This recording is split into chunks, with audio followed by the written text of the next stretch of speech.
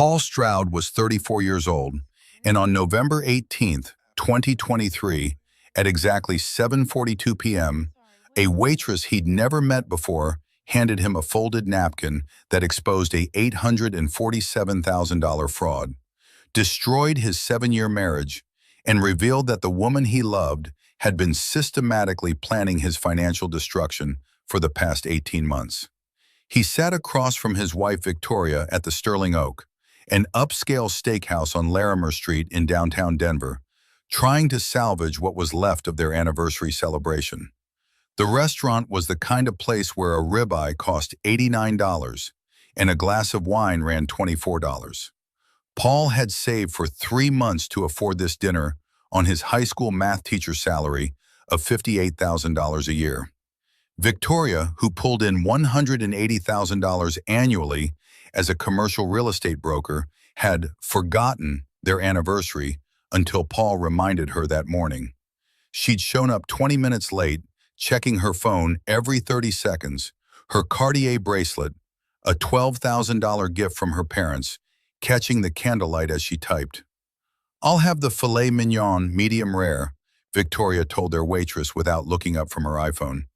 "And another martini. The 8-ounce or the 12-ounce, ma'am?" The waitress was young, maybe 25, with kind eyes and a name tag that read, Sophie. "The 12-ounce, obviously." Victoria's tone made Sophie flinch.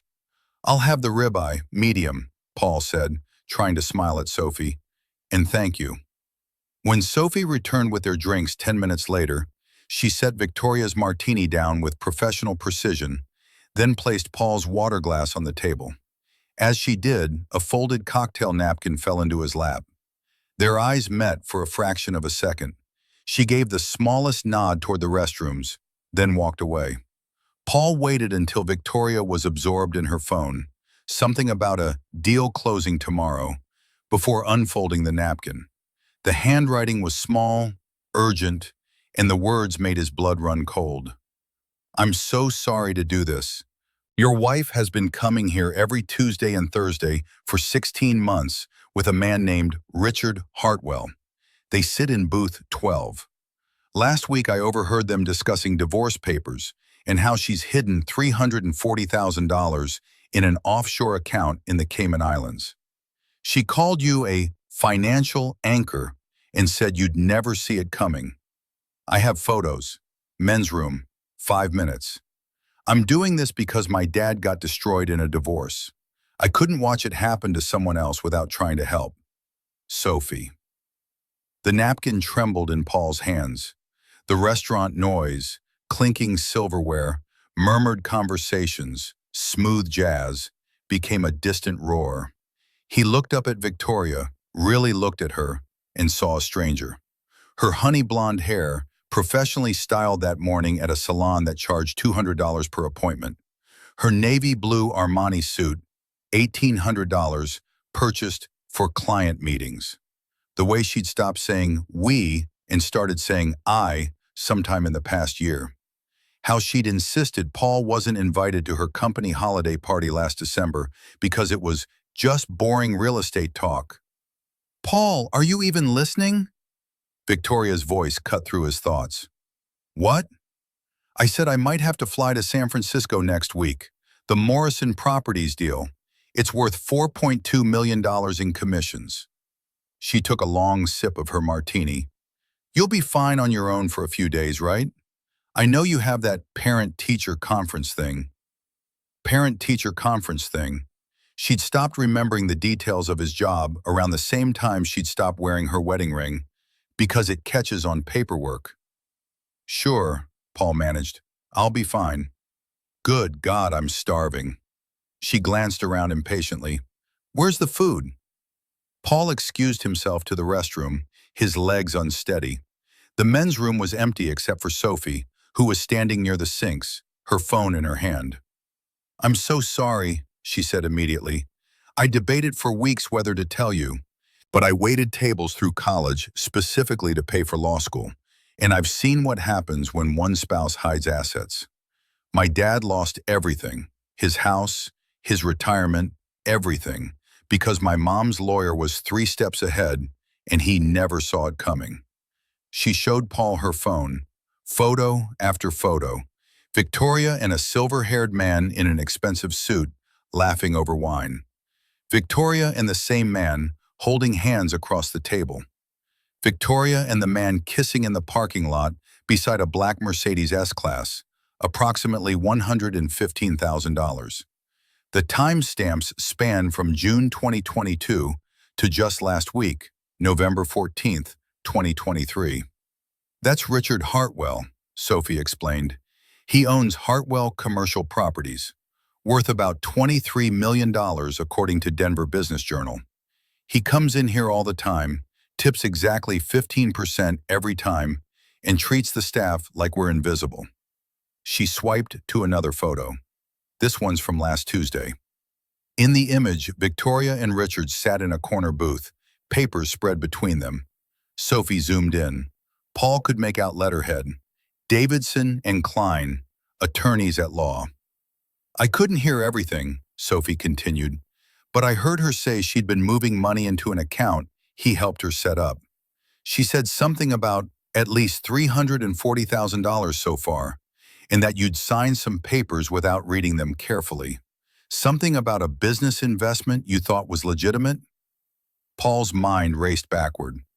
8 months ago, Victoria had brought home documents about investing in a property development deal. It's through my firm, she'd said, completely legitimate. We both sign, we both benefit. It's a spousal investment LLC.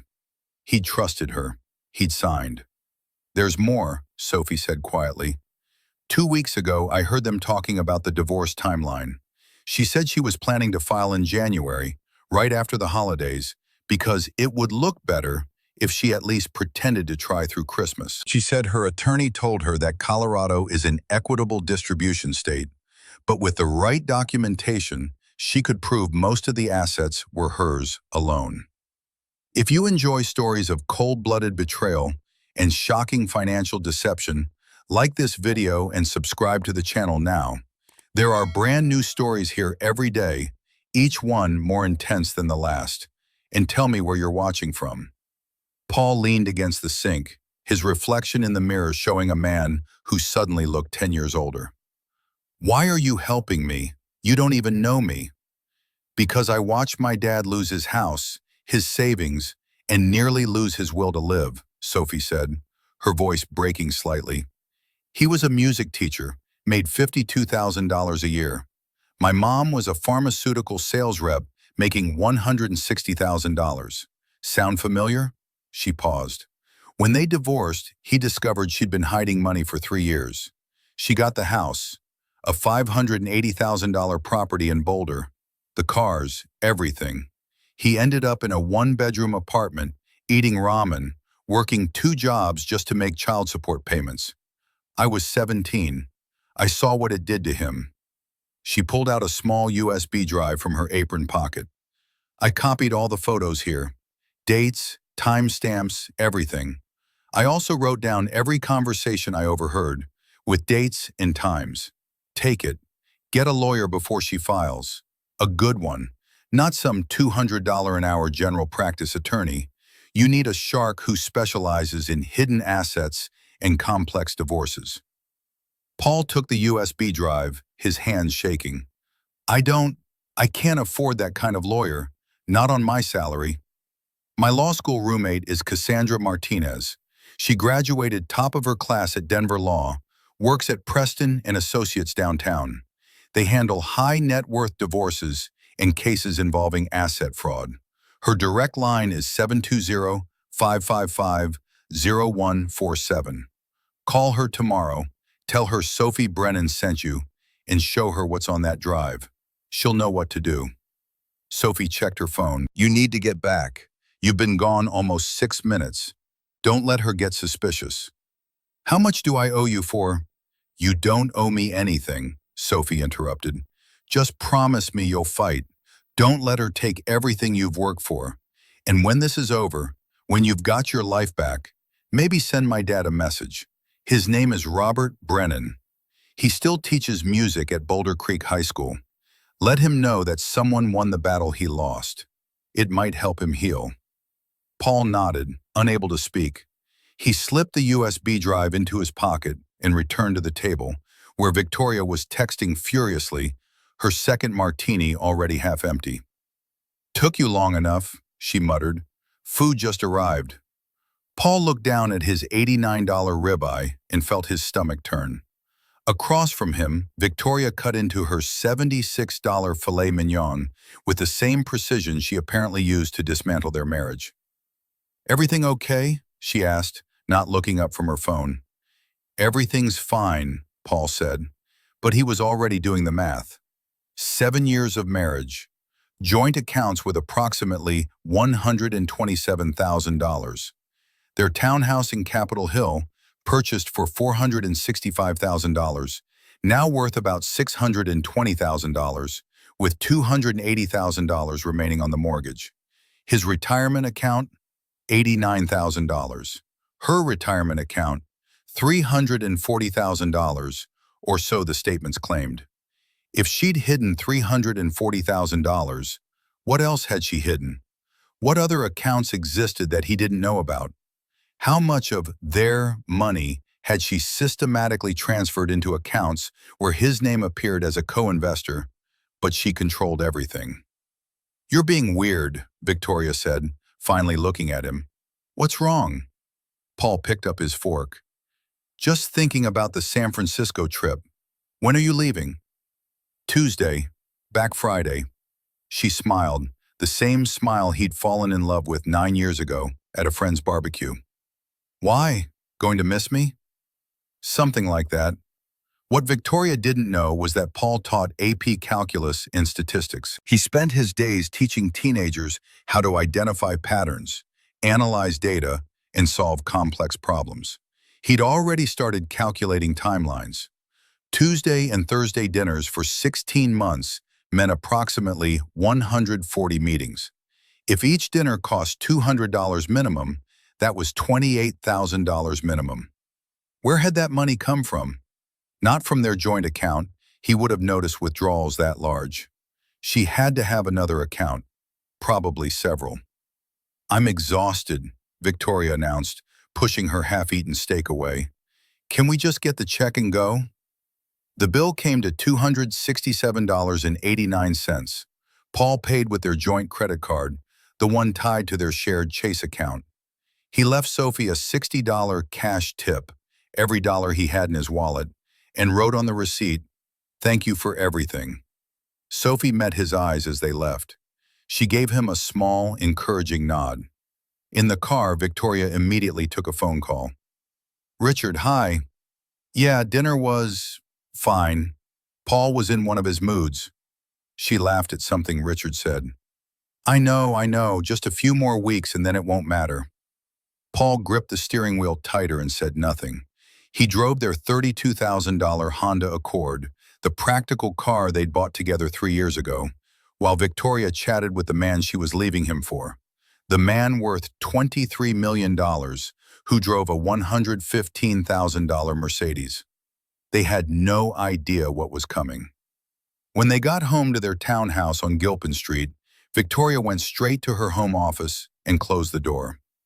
Through it, Paul could hear her voice, low and intimate, talking to Richard, planning their future, a future that didn't include him. Paul went to his own small office, the room with his teaching materials and stacks of ungraded calculus tests. He plugged in the USB drive, 247 photographs, spreadsheet documents titled Asset Distribution Timeline.xlsx and Marital Property Division.docx.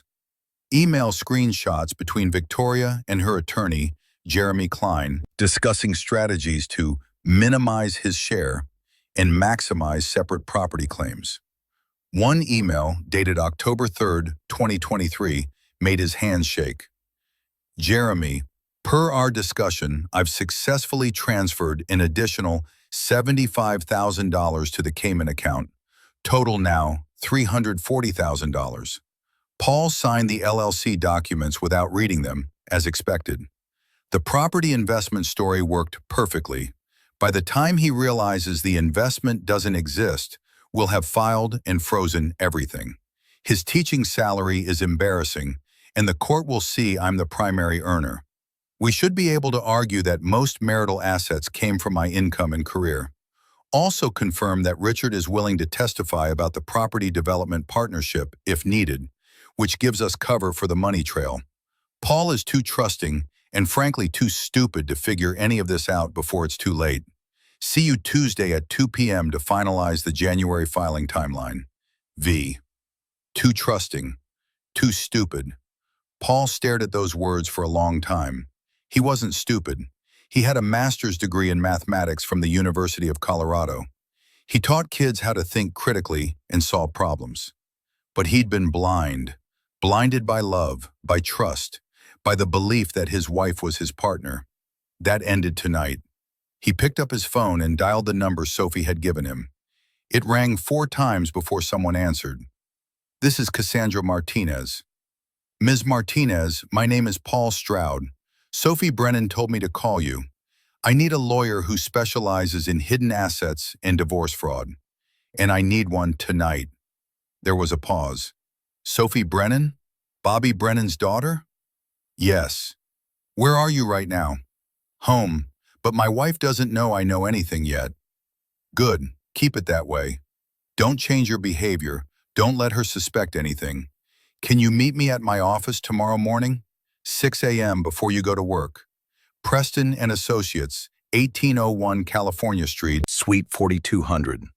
I'll be there. Bring everything. Bank statements, investment documents, anything you've signed in the last 2 years. And bring whatever Sophie gave you. I will. Dr. Stroud, one more thing. Don't underestimate what you're up against. If your wife has been planning this for 18 months, she's got a strategy. But here's what she doesn't know. I love destroying strategies. I'll see you tomorrow at 6 a.m. sharp. Paul hung up and sat in the darkness of his office. Down the hall, he could still hear Victoria laughing with Richard, planning Paul's destruction, celebrating her brilliant scheme. She thought she was 3 moves ahead. She had no idea he'd just learned the entire playbook. Tomorrow, the real game would begin, and Paul Stroud, high school math teacher with a $58,000 salary, was about to teach his $180,000 earning wife a lesson in consequences. Paul arrived at Preston and Associates at 5:47 a.m., 13 minutes early, carrying a weathered backpack filled with 7 years of financial documents. The office occupied the entire 42nd floor of a gleaming downtown tower with views of the Rocky Mountains. The reception area alone probably cost more than his annual salary to furnish. Cassandra Martinez met him personally at the elevator. She was maybe 40, wearing a charcoal gray suit that screamed competence, and a silver watch that Paul recognized as an Omega Seamaster, approximately $6,500. Her handshake was firm, her eyes sharp and assessing. Coffee? She offered, leading him to a conference room with floor-to-ceiling windows. Please. She poured 2 cups from an expensive-looking machine. Sophie called me last night after you did, told me what she witnessed. Her father, Bobby, is one of my favorite people on this planet. What happened to him shouldn't happen to anyone. She sat across from Paul. So let's make sure it doesn't happen to you. Show me everything.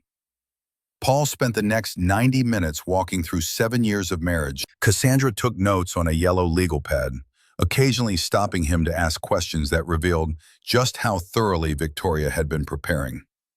This LLC document, Cassandra said, holding up the papers Victoria had brought home 8 months ago. Pinnacle Development Investments, LLC.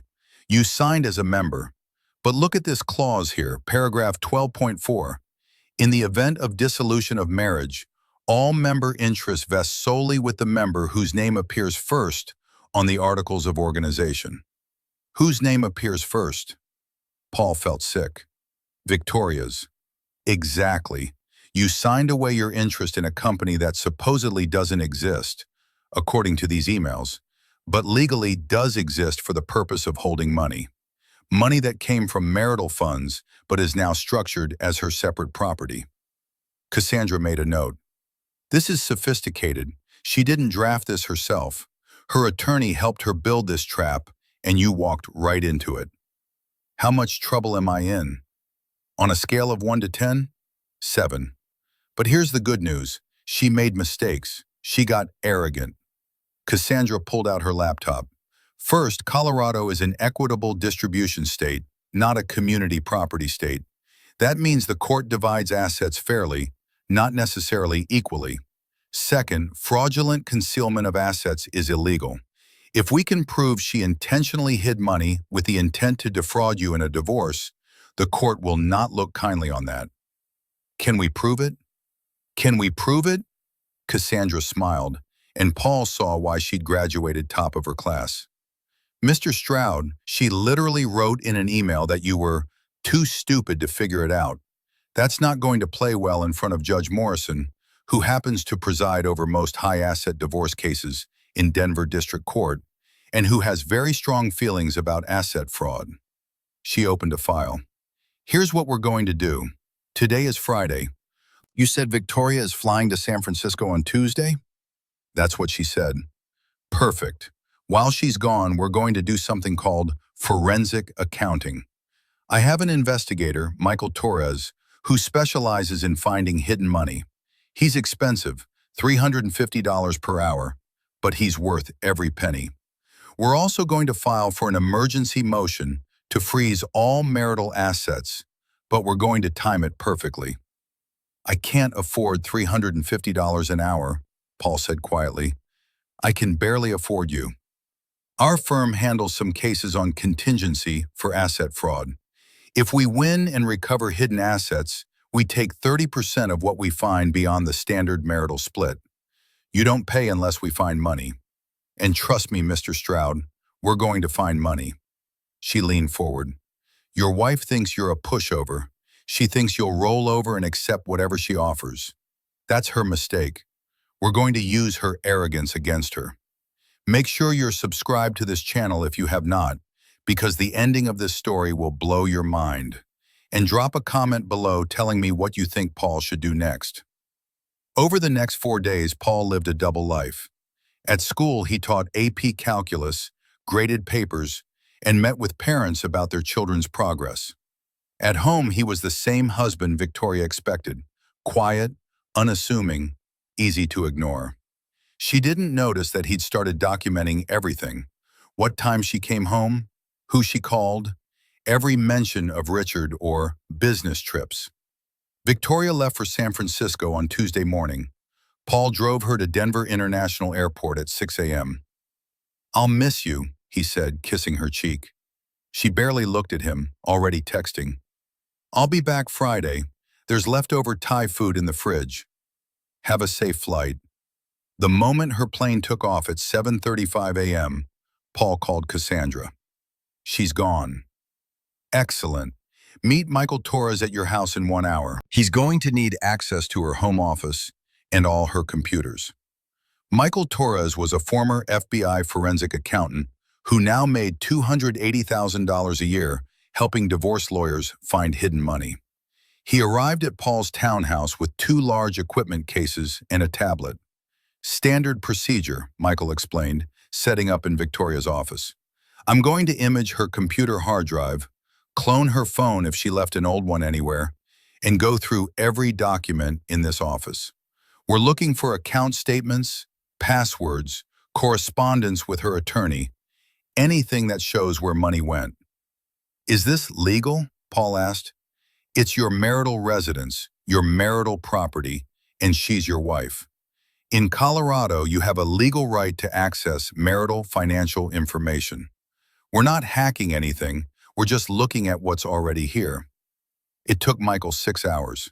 When he finished, he had filled 3 USB drives with data and had a preliminary report that made Paul's blood boil. Your wife is extremely organized, Michael said, almost too organized. She kept spreadsheets detailing every transfer. Look at this. He showed Paul a spreadsheet titled Asset Protection Timeline.xlsx. It detailed transfers going back 23 months. June 2022, $15,000 to Pinnacle Development LLC. July 2022, $22,000 to Pinnacle Development LLC. August 2022, $18,000 to Pinnacle Development LLC. September 2022, $25,000 to Cayman International Bank, account number 847293.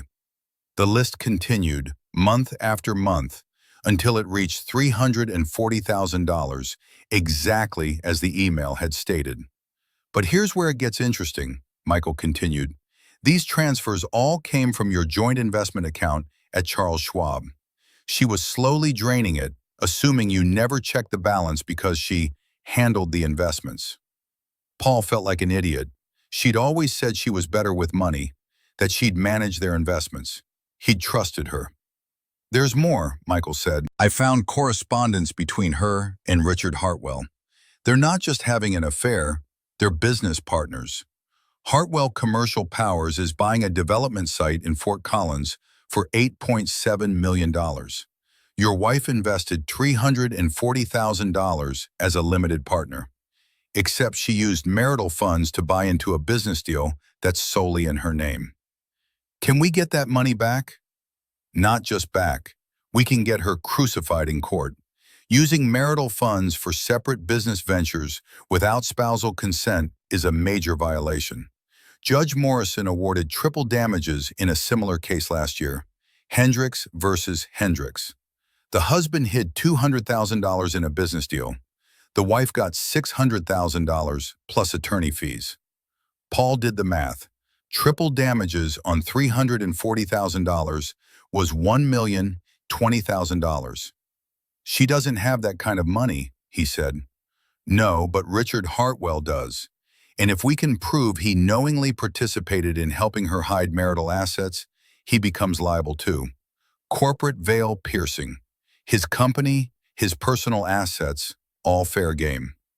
That evening, Paul called Cassandra with an update. She listened to Michael's findings and went silent for a moment. Mr. Stroud, I think we need to accelerate our timeline. I'm going to file an emergency motion Thursday morning while she's still in San Francisco. We're going to freeze everything, bank accounts, investment accounts, the Cayman account if we can reach it, and we're going to put a lien on the Fort Collins property investment. She's going to land Friday afternoon and discover her entire financial life is frozen.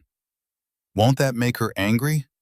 Furious, but anger makes people careless, and we need her careless because we still don't know if there are other accounts. Michael found $340,000. I'd bet money there's more. Cassandra was right. On Thursday morning, while Victoria was touring properties in San Francisco with Richard, Paul knew because she'd posted photos on Instagram. Cassandra filed a 47-page emergency motion in Denver District Court. The motion included evidence of the $340,000 in hidden transfers, copies of emails discussing asset concealment, the fraudulent LLC documents, expert testimony from Michael Torres, Sophie's photographs and written timeline, a request to freeze all assets pending full forensic audit, a request for sanctions against Victoria's attorney for participating in fraud. Judge Morrison granted the motion at 2:30 p.m. By 3 p.m., every account Victoria controlled was frozen. The joint Chase account, frozen. The Charles Schwab investment account, frozen. Her individual Bank of America account, frozen. The Cayman account would take longer, but Cassandra had already contacted international asset recovery specialists. The Fort Collins property deal closes Monday, Cassandra told Paul Thursday evening, except it's not going to close because we put a lien on it this afternoon. Hartwell Commercial Properties can't complete the purchase without clear title to all investor funds. Your wife's $340,000 just became a $340,000 paperweight that's blocking an $8.7 million deal. What happens when Richard finds out? That's where it gets fun, Cassandra said, and Paul could hear the smile in her voice. Richard Hartwell is a businessman. He didn't become worth $23 million by being stupid. When he discovers that his mistress's marital drama is tanking his largest deal of the year, he's going to make a choice. And I guarantee that choice won't be standing by your wife. Victoria's plane landed at Denver International Airport at 4:47 p.m. on Friday. Paul knew because he tracked it online. She'd texted him, "Landed, getting an Uber, be home in an hour." Paul sat in their living room, waiting. Cassandra had advised him to stay calm, document everything, and avoid confrontation. Victoria walked in at 6:15 p.m., rolling her carry-on suitcase. She looked exhausted and distracted. "Hey," she said, barely glancing at him, "I need to make some calls." She went straight to her office. Paul heard her boot up her computer, heard the click of her mouse, and then heard the sound he'd been waiting for. "What the fuck?"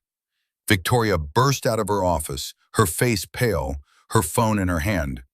"Paul, something's wrong with the bank accounts. They're all frozen. There's some kind of court order. Do you know anything about this?" Paul looked at his wife, the woman he'd loved for 9 years, married for 7, trusted with everything, and felt nothing but cold satisfaction. "I know everything, Victoria. I know about Richard. I know about the $340,000. I know about the Cayman account. I know about the Fort Collins property deal. I know you've been planning to divorce me since at least June 2022. I know you called me too stupid to figure it out." He stood up. "Turns out I'm smarter than you thought."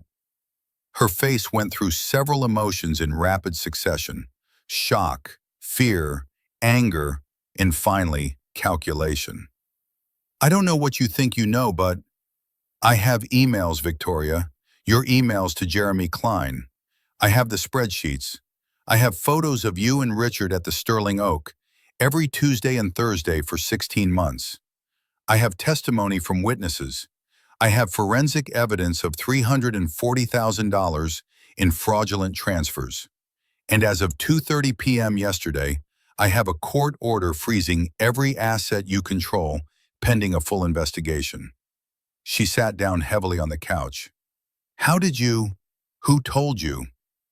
Does it matter?" Her phone rang. She looked at the screen, Richard calling, and didn't answer. It rang again, and again. She turned it off. "We can work this out," she said finally. "Paul, I made mistakes, but we can—" "No." Paul's voice was steady. "We're done. You spent 18 months planning my destruction. You stole from our marriage. You committed fraud. And you were so confident I'd never figure it out that you documented everything." He picked up his own bag. He'd packed it that morning. "I'm staying at a hotel. My attorney is Cassandra Martinez at Preston and Associates. All communication goes through her. Don't contact me directly. Don't come to my school. Don't try to touch any assets because they're all frozen." "Paul, please." 7 years, Victoria. I gave you 7 years of loyalty and love and trust. You repaid me by treating me like I was worthless. He headed for the door. "You wanted a divorce? Congratulations. You're getting one, just not the one you planned." He left her sitting in their living room, her phone buzzing with ignored calls from Richard, her carefully constructed plan in ruins. As Paul drove away from the townhouse on Gilpin Street for what would be the last time as a married man, he felt something unexpected. Not sadness, but relief. The weight of living a lie, even though he hadn't known it was a lie, lifted. His phone rang. Cassandra Martinez. "How did it go?" "She knows." "Good. Now here's what happens next. Monday morning, 9 a.m., we're sitting down with her attorney, Jeremy Klein. We're going to give them a choice. Settle this quickly and fairly, or go to trial and face sanctions for fraud. Either way, you're going to walk away with more than half the marital assets, plus damages." "What about the Fort Collins deal?" "Richard Hartwell's attorney called me an hour ago. The deal is in jeopardy. Hartwell stands to lose $2.1 million in earnest money if they can't close Monday. He wants the lien lifted. I told him we'd consider it if he provides full documentation of Victoria's investment and confirms it was made with marital funds. He agreed to cooperate fully. Paul couldn't help but smile. He's turning on her. Faster than a rat leaving a sinking ship. Men like Hartwell don't risk millions for romance. He's already calculating how to minimize his exposure. By Monday morning, your wife is going to be very alone. That night, in a Hampton Inn off I-25, Paul lay in an uncomfortable bed and thought about Sophie Brennan. A waitress he'd never met before had risked her job, possibly legal trouble, to save a stranger from financial ruin. Because she'd watched her father suffer and couldn't stand to watch it happen again. He thought about calling Sophie, thanking her, but decided to wait. First, he'd finish this. Then he'd thank her properly. And he'd reach out to her father, Bobby Brennan, the music teacher at Boulder Creek High School who'd lost everything. He'd tell Bobby that this time, the good guy won. But Paul's battle was far from over. Victoria wasn't the type to surrender easily. And somewhere in San Francisco, Richard Hartwell was making his own calculations about how to protect his $23 million fortune. The real fight was about to begin.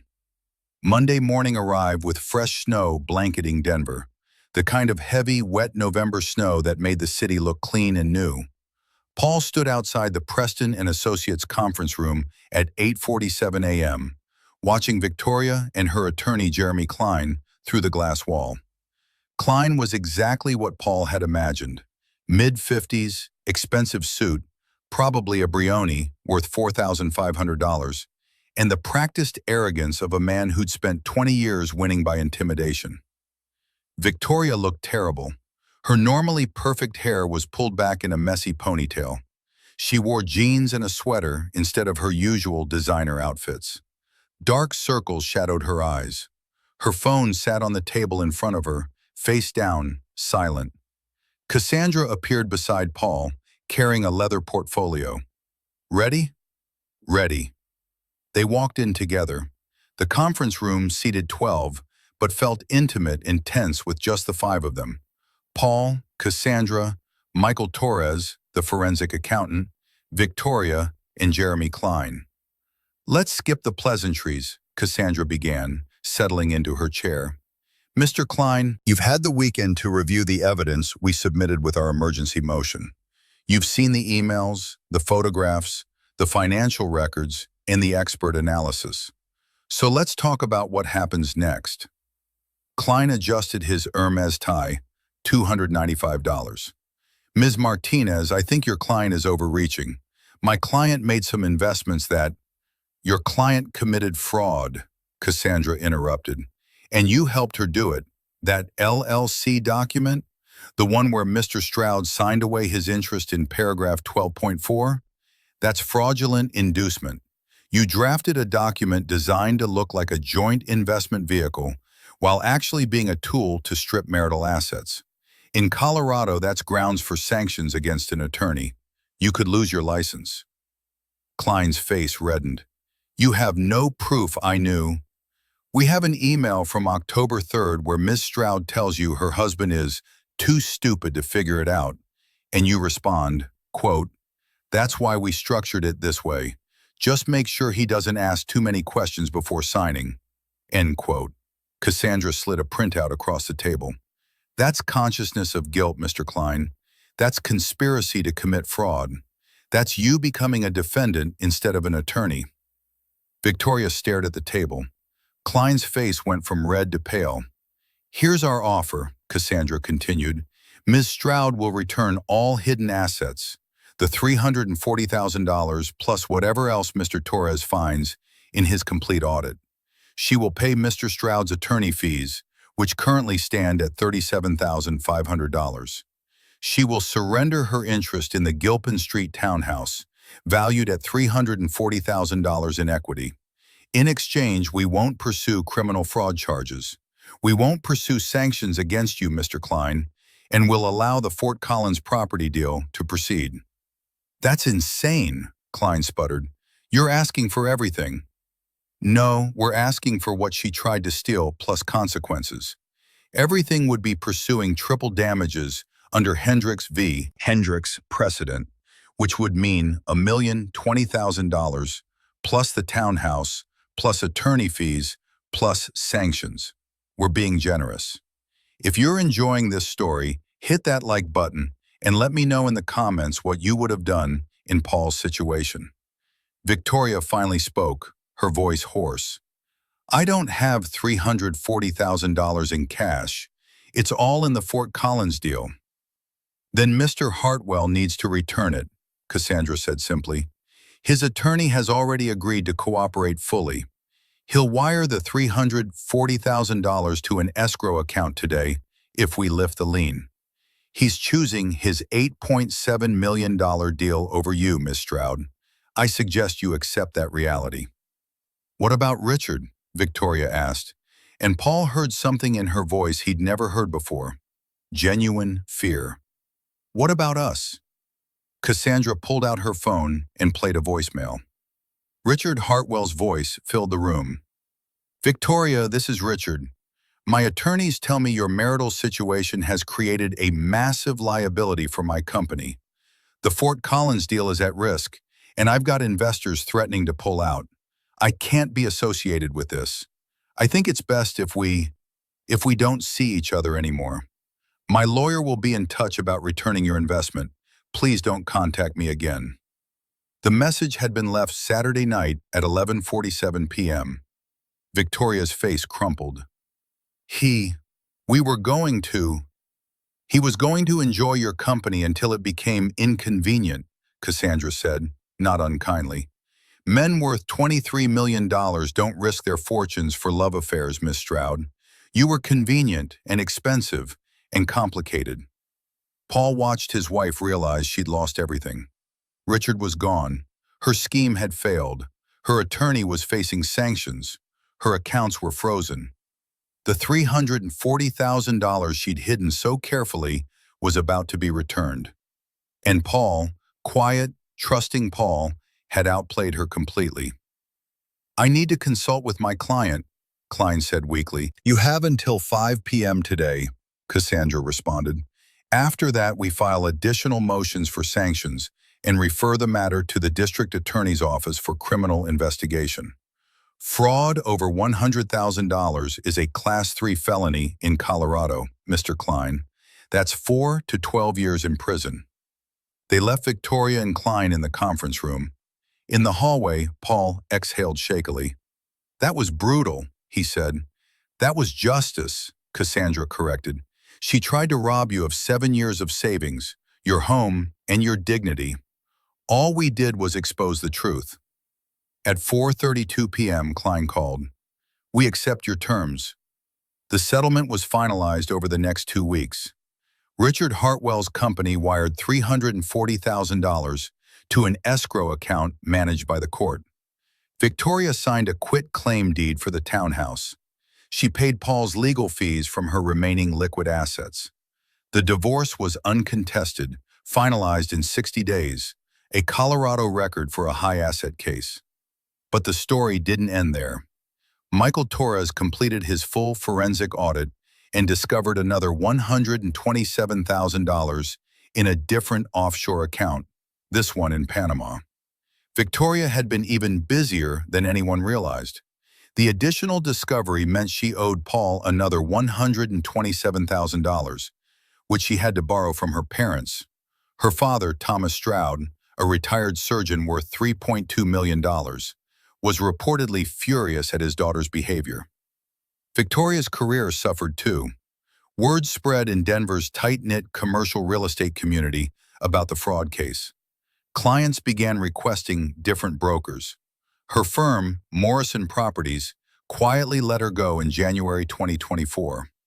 Last Paul heard, she was working for a small residential agency in Aurora, making maybe $45,000 a year. Jeremy Klein faced an ethics hearing with the Colorado Supreme Court Attorney Regulation Council. He received a 6-month suspension and a $50,000 fine for his role in drafting fraudulent documents. His reputation never recovered. Richard Hartwell's Fort Collins deal closed, but the scandal cost him. Two major investors pulled out, citing concerns about his judgment. The development proceeded, but on a smaller scale.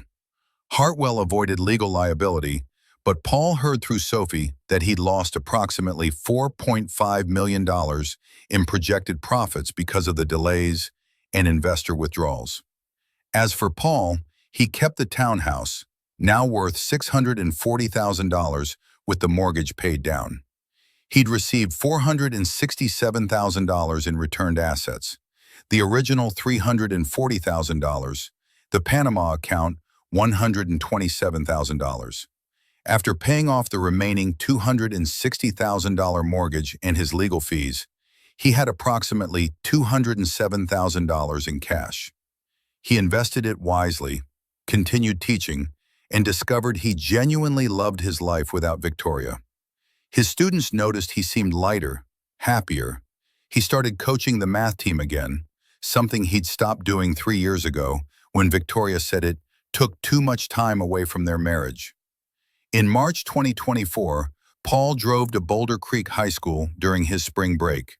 He found Bobby Brennan in the music room, conducting after-school jazz band practice. Paul waited until practice ended, then introduced himself. "You're Sophie's dad?" Bobby Brennan was in his late 50s, with kind eyes exactly like his daughter's. "I am. Can I help you?" "Your daughter Sophie saved my life last November.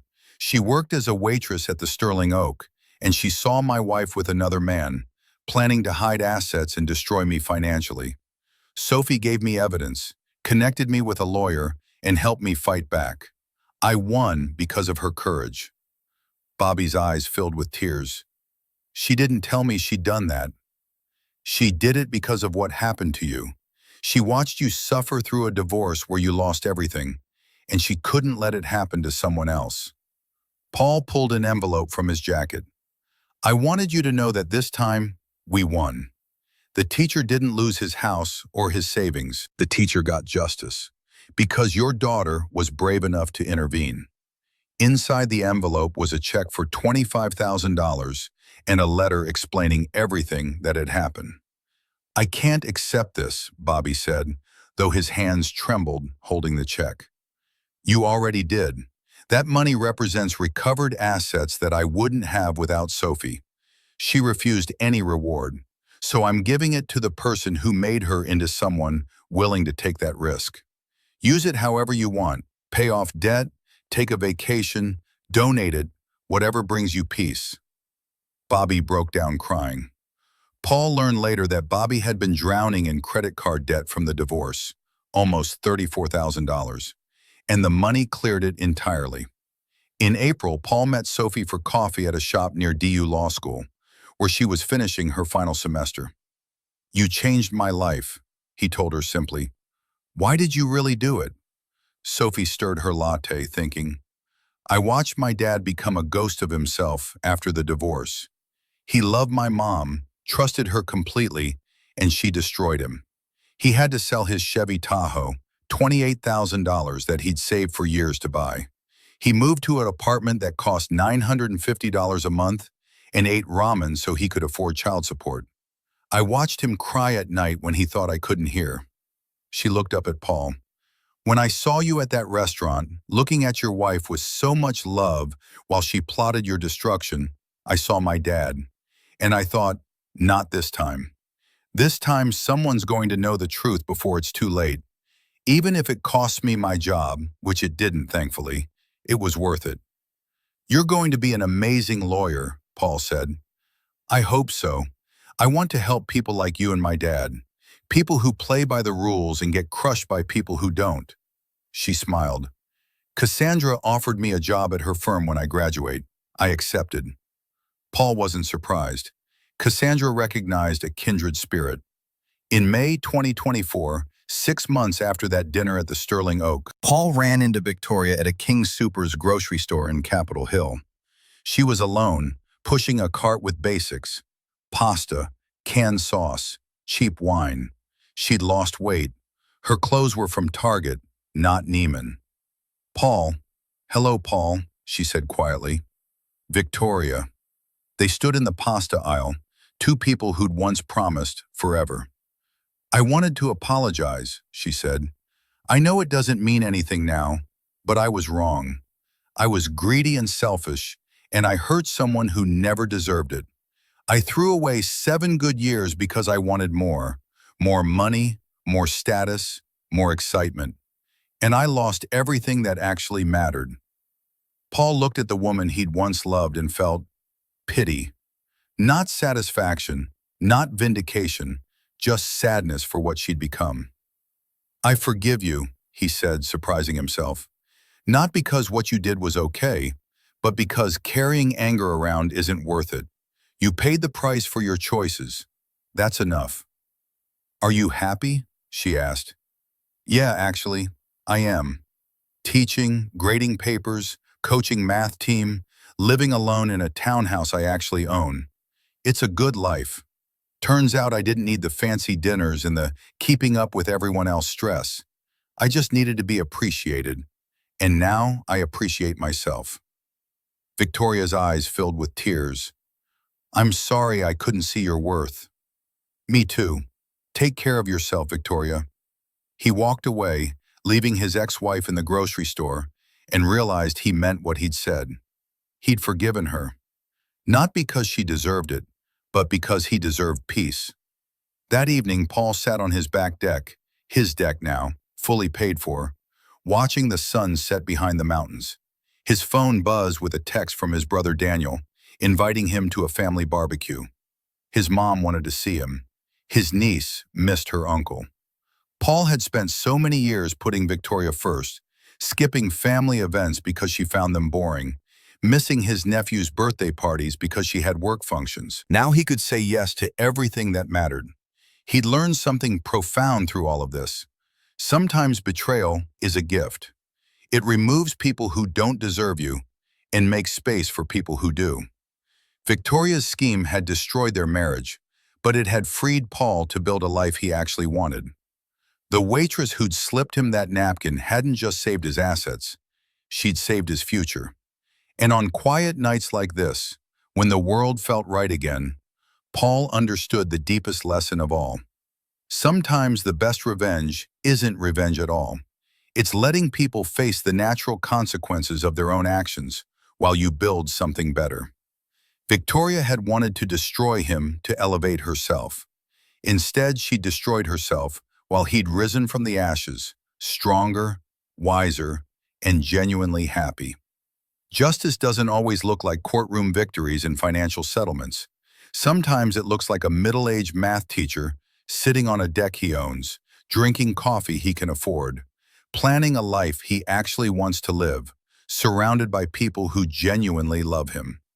That's the ending Victoria never saw coming, and that's the ending Paul would choose every single time. If you enjoyed this story, like this video and leave a comment telling me what you thought. And if you're not already subscribed to the channel, please subscribe and hit the notification bell to get alerts for new stories like this one. Thanks for watching, and I'll see you next time.